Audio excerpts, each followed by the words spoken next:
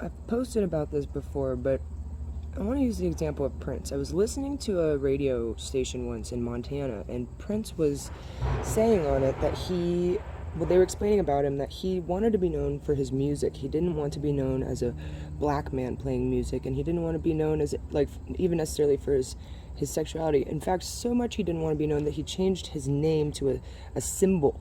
He didn't want to be known for necessarily his biology. He wanted to be known for his talent. And what's happens is we, those of us who are judged for the things that we can't control, anything to do with our body type, I mean, truly, if you're tall, short, fat, thin, long hair, short hair, brown hair, whatever, albino, it's like, you cannot help the skin color that you come into, and you can't help the gender that you come into, and anybody that's trying to teach you that you can just change that and that's going to make you feel better is wrong. You have to learn to work with the cards that were dealt to your life, and that includes the body that you have while you're in this life.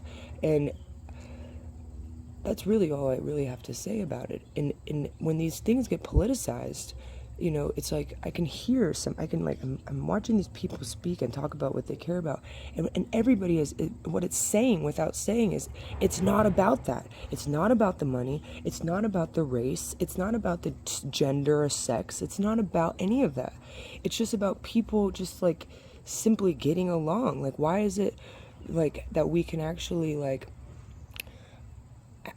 rationalize the behavior of violence towards some and not others? And that's what it's about. Why do we, how and why and when and how does it stop that we rationalize violence towards others, especially those who don't deserve it? And and yes, you're going to try to get on the argument talking about who does deserve it. Meanwhile, all these people who don't deserve it are getting violence sent towards them. So what I'm saying is that the talking about it only goes so far. You can talk about the feelings, you can talk about the plans.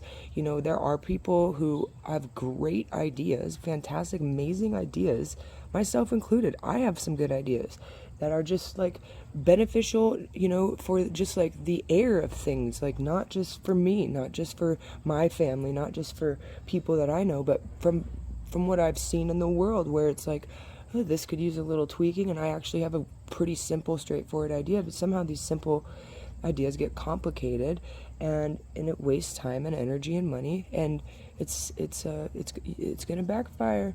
I will not give up on the fact that love and justice and truth prevails. If you do hard work and you work hard, you deserve to have a good, paycheck and time and a break as well. You shouldn't be the one working all the time while everybody else takes vacations. It's just, I'm speaking also to myself. Like, this is not, and the thing that you got to remember too is that, like, some people are in situations that they got themselves into, and the only way out is for them to get themselves out of it. And some people are in situations that they got themselves into that were over their head, and they do need help getting out of. And there's no shame in needing help. But really, like, help each other. Like, don't fuck each other over and fucking shame each other for needing help. It's crazy. It's the wrong thing to do. And so,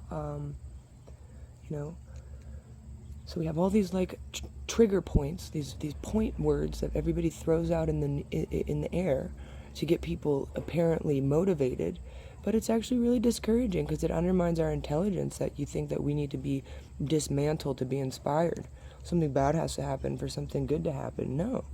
Like, it's possible that good things can just kind of keep happening. I'm not saying that like every day is going to be necessarily easy and like what we expect it to be, but I am saying that it's like a mistake to try to control others and manipulate them. It undermines. Stop treating each other like everybody treats each other like they're so dumb and delicate. And it's like, fucking toughen up. Like, look around you. Like, you've made it this far, like, there's something strong in you, right? Like, why are you equating being strong to being fucking bad? Like, it's crazy to me. And peaceful to being weak. It's wild. And rich, even. Like, there's nothing wrong with wanting to get rich. That's the dream. To be able to provide for yourself and have a good time. What's wrong with wanting that? There's nothing wrong with wanting that. At all. And there's nothing wrong with wanting justice and wanting to see people that we know are existing alongside us doing well either. Like, well, just, we're on our own paths doing our own thing, Like, I know I'm a very independent person. I spend most of my time alone. I have my own goals because it's how I heal myself. It's how I process things. I like to do things by myself. But I know I'm not alone. I know that I'm not the only one. And I love people, too. That doesn't mean that I don't even like people. That just means that I've spent a lot of time by myself. And I'm not trying to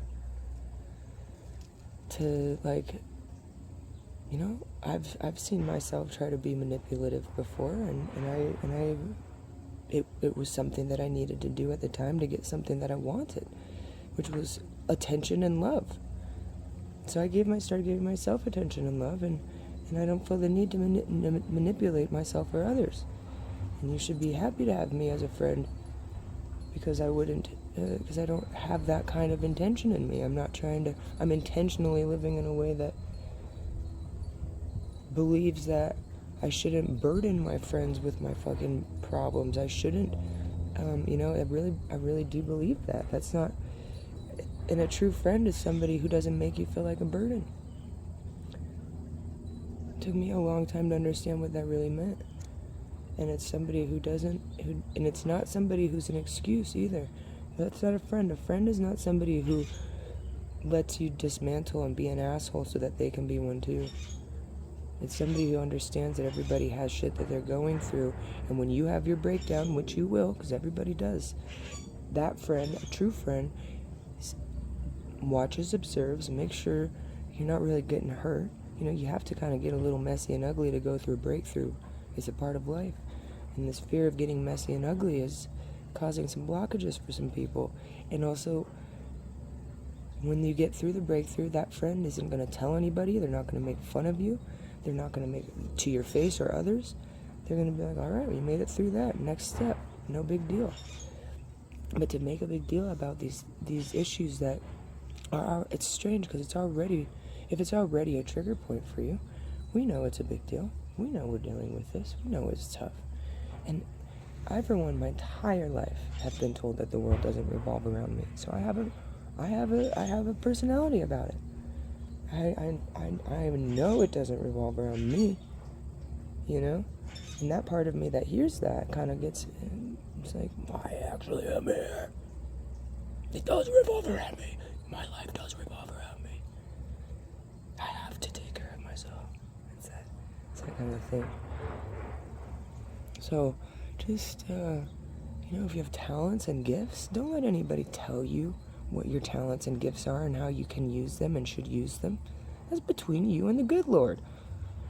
That's not between you and the fucking contract companies. You and your fucking homies. Like, who fucking cares? That's between you and God how you use your gifts. Don't let anybody tell you what your gifts are and how to use them. If you waste your gift, maybe it was meant to lay dormant at the time. Maybe God gave that person that gift because he knew that at least he wouldn't destroy it. At least he just let it lay dormant until it, But nothing more powerful than an idea whose time has come.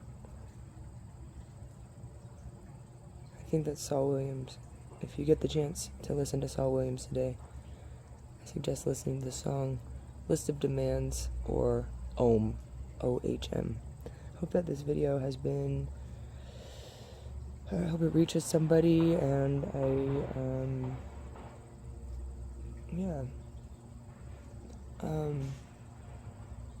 as I'm contemplating what it means to be grateful, you know, because there's stuff that I'm not grateful for, that I want to be not grateful for and about.